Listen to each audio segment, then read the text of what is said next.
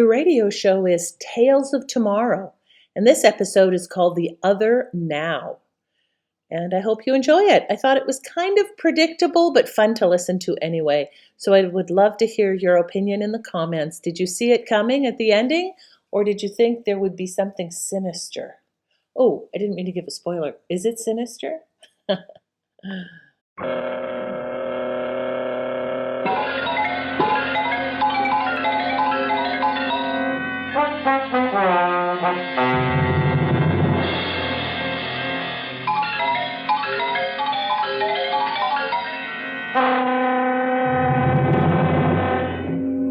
Tales of tomorrow.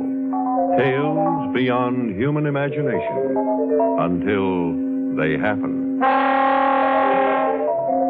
Tales of Tomorrow. Story number 4. The Other Now by Mary Leinster.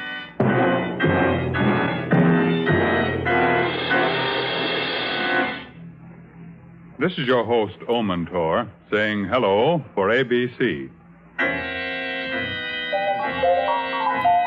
Look at your watch, but don't take it too seriously. If it's a few seconds after 9 p.m. Eastern Standard Time, in California, it's 3 hours earlier. In London, it's 2 o'clock tomorrow morning. And in Japan, it's almost tomorrow afternoon. What time is it right now on the planet Saturn? A silly question? I wonder. The point is, time is a clock with many faces. Your time is not necessarily anyone else's, and what we think of as the present is only relative. Let's prove that thesis with a remarkable tale from Galaxy, the science fiction magazine, a most timely story titled The Other Now.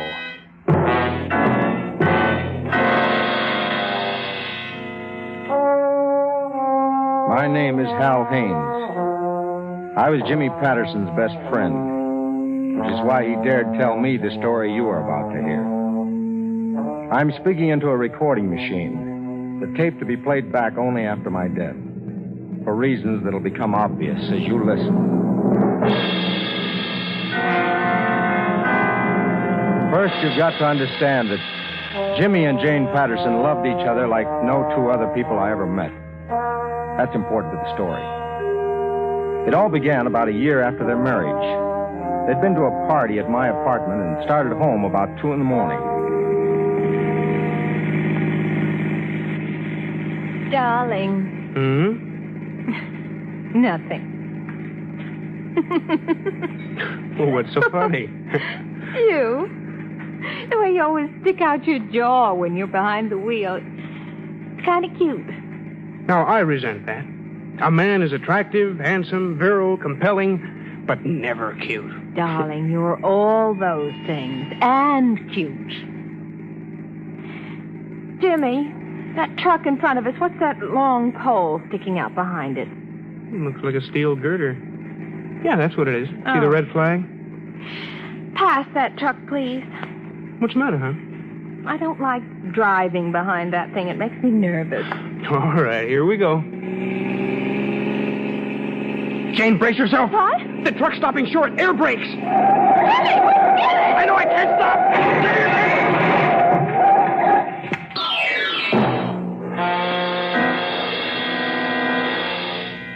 Jimmy phoned me from the hospital.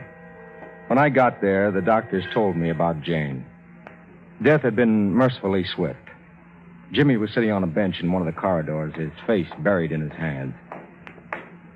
Jimmy. Jim, it's me. Did they tell you? Yeah. What can I say? Oh, hell, she's gone. She's gone. I know. It happened so fast. A freak accident doesn't make sense. I know. Listen, anything I can do. 1 minute she was beside me alive, and the next minute... Hell, why did it have to happen this way? Why couldn't it have been me? The next 3 months were bad. At first, I feared Jimmy might do something desperate. But soon the torture of being alive while Jane was dead slacked up until, from an intolerable agony, it became a dull, ever-present ache.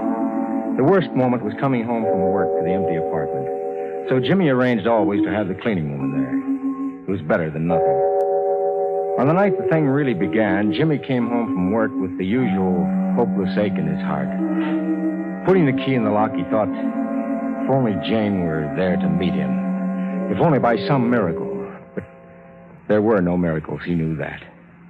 He unlocked the front door, opened it, began to walk in, and crashed against the door. It was closed.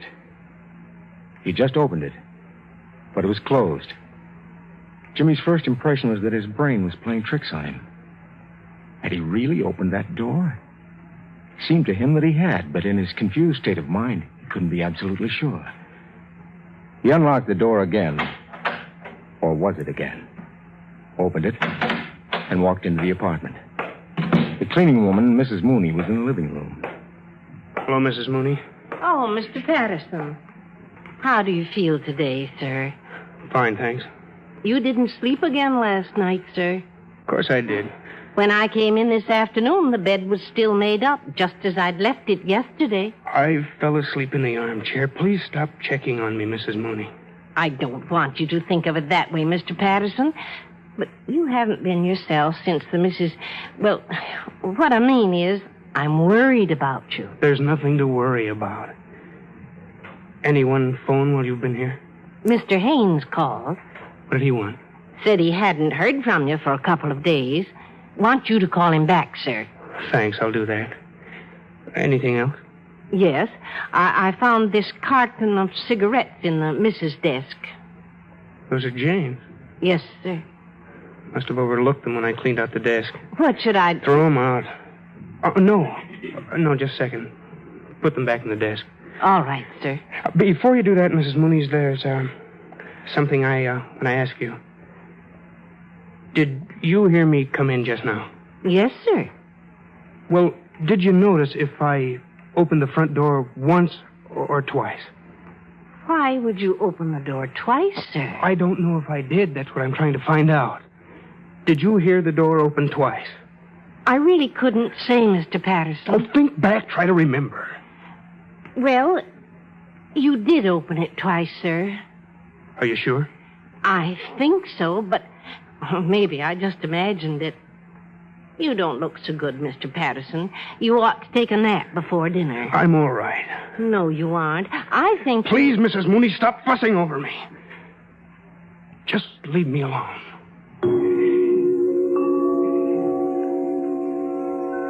Jimmy took sleeping pills that night. When he finally drifted off, he dreamed of doors that were open when they should have been shut, and shut when they should have been opened. During work the next day, the peculiar incident of the night before was at the back of his mind. And when he came home that night, he opened the door carefully, wondering if it would be repeated. It wasn't. He hung up his coat and sat down in the armchair. Wearily, he filled his pipe and struck a match to it. As he dropped the stub of the match into the ashtray... What's this? Cigarette stubs. Jane's brand. Freshly smoked. Mrs. Mooney! Mrs. Mooney! You want me, sir? I certainly do. Mrs. Mooney, who gave you permission to smoke my wife's cigarettes? What's that, sir? What right had you to smoke my wife's cigarettes? But I didn't do anything of the sort, Mr. Patterson. I don't know what you're talking about. Well, right here in this ashtray are half a dozen of her... They're gone. Gone? Cigarette butts, they were in this ashtray a minute ago. Now they've disappeared. Couldn't have been nothing in that tray, sir. I emptied all the ashtrays when I came in. But I saw them. Or did I? What's the matter with me? Or is it me? Was he losing his grip? In a grim sort of way, the thought made Jimmy feel almost cheerful. During the day, work was a godsend. Sometimes he was able to thrust aside for hours the fact that Jane was gone. Now, in the same way, he grappled with the question of his sanity. When Mrs. Mooney left for the evening, he went to the desk where Jane had kept her household accounts. He'd set the whole thing down on paper, examined it methodically, checking all the facts. He was about to do so when he noticed Jane's diary on top of the desk. For a moment, his mind stopped, his brain reeled. Jane's diary, what's it doing here? I thought I'd locked it in the trunk. I know I put it in the trunk. He sat there, staring at the diary. It couldn't be on the desk. He'd locked it in the trunk, but there it was. With trembling fingers, he thumbed through the pages until he reached the last entry. September 26th. September 26th, today's date. But that's impossible. How could this have been written today? Jane's dead. And yet that's her handwriting. Feeling like a sleepwalker in a nightmare, he began to read the entry. As he scanned the lines, it was as though Jane's voice was in the room. This morning I went to the cemetery. It was very bad. 3 months since the accident, but time doesn't make it any easier to bear. Oh, Jimmy. Jimmy, I miss you so much. Jane? I'm developing a personal hatred for chance. Chance, luck, whatever it is, it's not an abstraction anymore. It was chance that killed Jimmy. It could have been me instead, or neither of us. Standing over Jimmy's grave today, I realized that. And it was almost more than I could stand. She's alive. She wrote this. She thinks I'm the one that's dead. Taking a pen, Jimmy began writing desperately under Jane's entry in the diary. Jane, where are you? I'm not dead. I thought you were. In heaven's name, where are you? After that, Jimmy's mind went blank. When he came to his senses again, he was sitting at an empty desk. No diary on it, and no pen between his fingers. Where is it? That diary, where is it? Oh, I must have dreamed it. Fallen asleep in the chair and dreamed it. No, it was here. I can swear it was here. I wrote an entry underneath Jane's. Or did I? Am I imagining things? I've got to find out. There must be some way to get to the bottom of this. The next morning, Jimmy bought a small camera with a flash bulb attachment. That night, when he came home from the office, he had the camera ready. He unlocked the door and opened it. Then, before he walked in, he put out his hand and struck wood. The door was still closed. He stepped back, quickly aimed the camera at the door, and snapped the shutter. The glare of the flashbulb blinded him for a moment. But when he was able to see again, the door was open. That you, Mr. Patterson? Yes, it's me. I thought I heard something. I was just taking a picture. A picture? Look, Mrs. Mooney, are you finished with your work? I thought I'd just get the laundry together and take it out with me. Let that go until tomorrow. Good night, Mrs. Mooney. Jimmy waited impatiently until the cleaning woman was gone. Then he moved the film in the camera and put in a new flashbulb. Walking to the desk, he hardly dared to hope the diary would be there again, but there it was. Open, with a ruler across the pages to keep it so. He saw yesterday's entry and his own message. And beyond that was more writing in Jane's hand. Jimmy, darling. When I opened the diary today, I found a message from you, as though you were alive. I know that can't be. It's all imaginary, wish fulfillment, and I'm crazy to answer you, but please, darling, if I am sane and you are alive somewhere, tell me where you are. With all his being, Jimmy wanted to write his reply. But he was afraid to spend the additional time. He aimed the camera at the diary and pressed the shutter button for the second time. The diary. It disappeared again. Where did it go to? Where did it come from in the first place? What's happening here? Wherever that diary is, that's where Jane is. I've got to find her.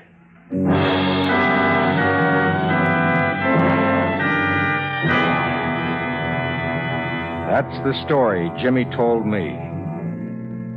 Now, I'm a lawyer, trained to take testimony.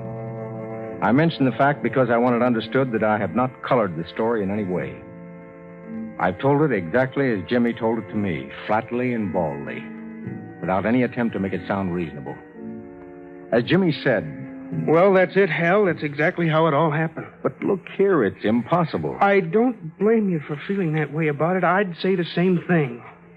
If I didn't have evidence to the contrary. Evidence? You mean those photographs? That's right. Let me have a look at them. Sure. And there's the first one, the shot of the door. Looks like a double exposure, doesn't it? You got two doors here, nearly at right angles, both hung from the same door frame. Here's the second shot. If you look close, you may be able to read Jane's handwriting on the page of the diary. Yeah. Jimmy, darling, when I opened the diary today, I found a message from you, as though you were alive. Well, Hal, do you still say it's impossible? Yes. But, Hal... Jim, I'm your friend. You believe that, don't you? Sure I do, but you... Now, there's a perfectly logical explanation for these incidents. Not a pleasant explanation, but the only one that makes any sense. Now, that door opening and closing, Jane's cigarettes in the ashtray, you saw all that because you wanted to see it.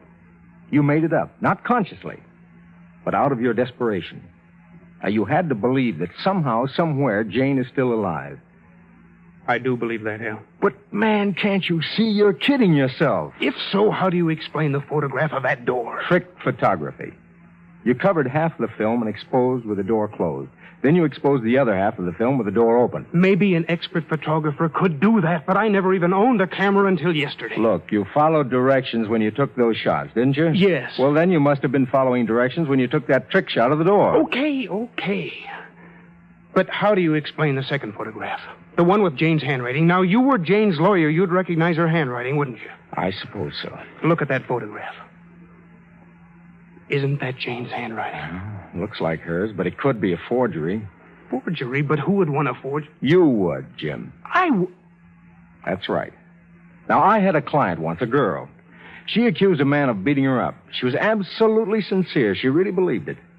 But her own family admitted that she'd make the marks on herself. And the doctors agreed that she'd unconsciously blotted the memory of doing it out of her mind afterwards. You think I forged all this unconsciously? But what other possibility is there? Remember the accident, Hal. Now, we came up behind that truck. When we skidded into it, the girder could have hit me, or Jane, or neither of us. What does that prove? It was pure chance that Jane was hit. It could have been me. If it had been me, Jane would be living in the apartment. She might very well have written that entry in the diary, isn't that so? What's the point? The point is this. There are a lot of possible futures. When today was in the future, there were a lot of possible todays. The present moment is only one of any number of presents that might have been. Now, that night before the girder came to our windshield, there were three possibilities. One in which I was hit, one in which neither one of us was hit, and one in which... Well, you do see what I'm getting at, Hal. Are you really suggesting there's more than one present? That in some other present, Jane is alive and you're the one that's dead? That's it, Hal.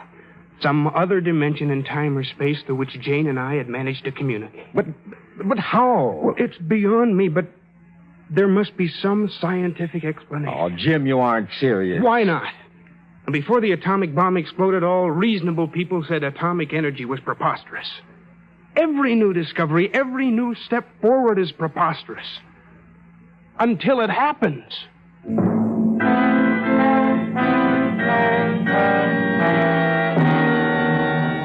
I couldn't shake Jimmy's argument. After he left, I tried to decide on some course of action. Treat him as insane?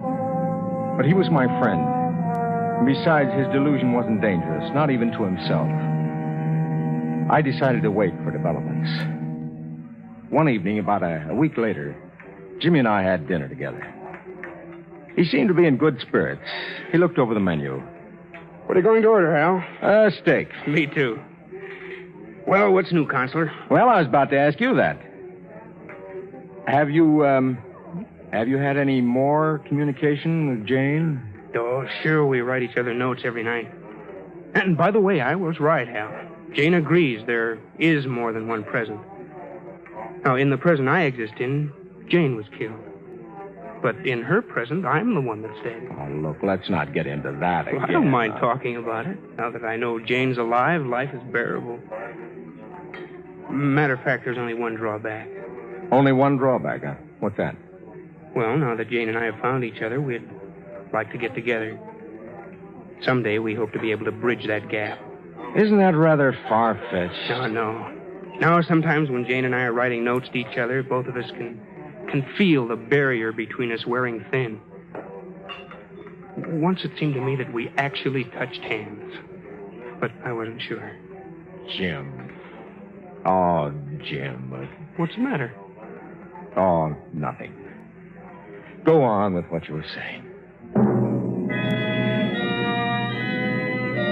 I let him go on, describing what he wrote to Jane and what she wrote to him, and how they both yearned for the time when the barrier between them would disappear and they'd be together again. That continued for several weeks.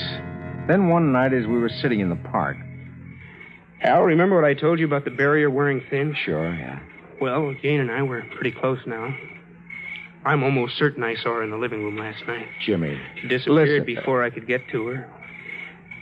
If I could only put my hands on her, if I could touch her just once. Jim, you've got to stop this.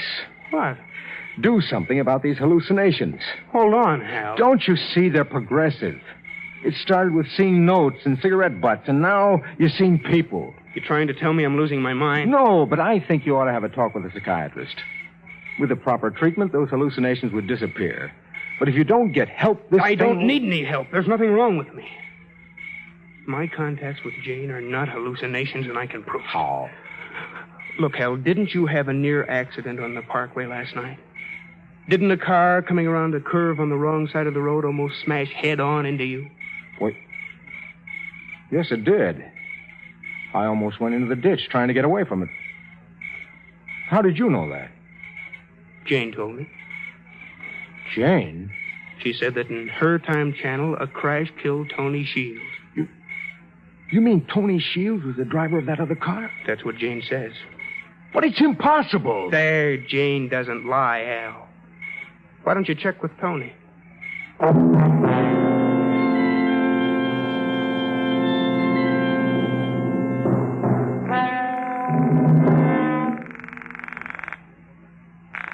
Hello? That you, Tony? Yes? This is Hal Haynes. Look, Tony, there's a little thing that's been bothering me. I'd like to ask you about it. Were you driving your car on the parkway last night? Yeah, I was. You're sure it was last night? Well, sure, I'm sure. Why, what's up, Hal? Well, did you almost run into another car coming around that curve near Hawthorne? Well, that's right.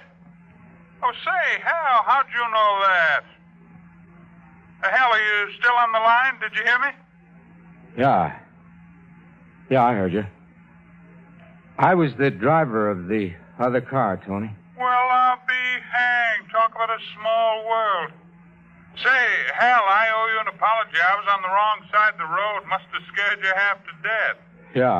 Yeah, you certainly did. I'm sorry, Hal, but there's one thing I don't get.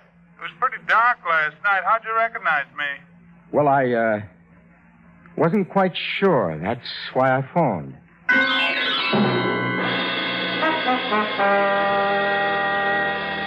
I hung up, feeling dizzy.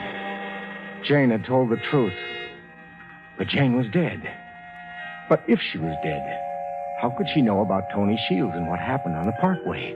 It made no sense at all, unless Jane actually existed in some other level or dimension. But that was nonsense. Sheer nonsense. Still, I had to talk to Jimmy. I dialed his number.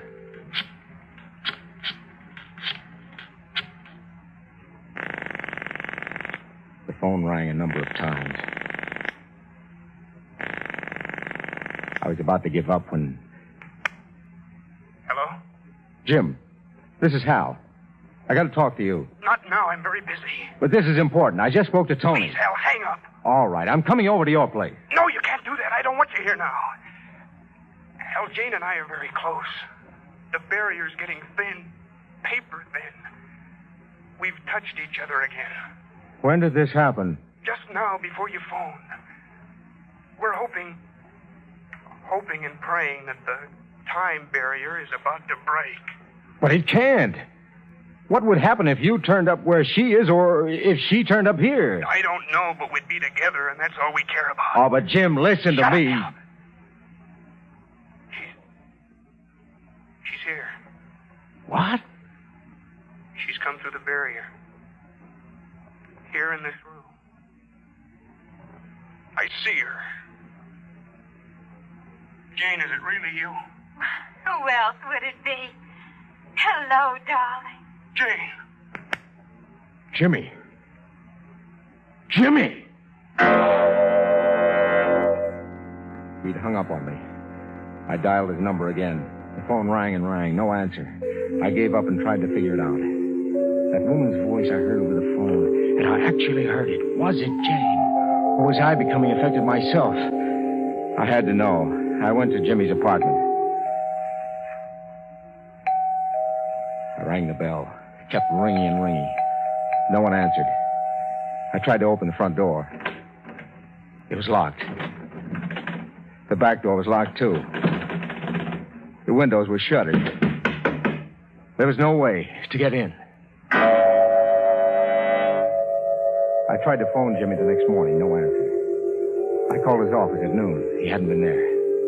Finally, I went to the police and talked to Detective Thatcher. Thatcher and a couple of patrolmen went to the apartment. They forced the front door, got into the place, searched it, and found nothing. I was in the living room smoking a hopeless cigarette when Thatcher came to me. All right, Mr. Haynes, let's have it. Have what? This is a joke, ain't it? Certainly not. Look, mister, you tell us you're worried about your friend. We come here and find every door and window locked from the inside. Nobody here, nothing. Well, what's a gag? How did he get out of the apartment and still leave all the door and windows locked from the inside? He didn't disappear into thin air, did he? What could I say? That Jimmy had escaped into the other now? That he was alive on some other level or dimension of existence as yet unknown to us? Thatcher would have taken me straight down to the psychiatric ward. I said nothing. The police dragged ponds and rivers for Jimmy's body, put out missing person bulletins and so forth. Eventually, it was recorded that Jimmy left town. And everybody accepted that obvious explanation. I'm the only one who knows what actually happened to Jimmy Patterson. So I'm setting this down for the record. To be placed in my safe deposit vault and open only after my death. You can't blame me. Would you care to spend the rest of your life in a straitjacket?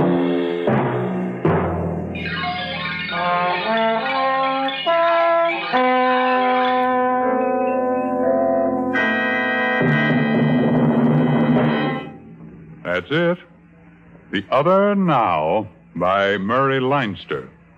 Thanks to Galaxy, that wonderful science fiction magazine now in the stands. And next week, another extraordinary tale of tomorrow out of Galaxy Science Fiction magazine called The Stars Are the Sticks by Theodore Sturgeon. A tingling drama sure to send your imagination spinning out beyond the moon to the man-made planet called Curbstone, the rendezvous of tomorrow's adventurers. This is your host, O Mentor, and remember, we've got a date next week, our time. Tales of Tomorrow. Heard in tonight's play were Lawson Zerbe as Haynes, Dick York as Jimmy. Raymond Edward Johnson was your host. Music composed and conducted by Bobby Christian. Script adaptation by Michael Sklar. Produced by ABC in association with George Foley and directed by Clark Andrews.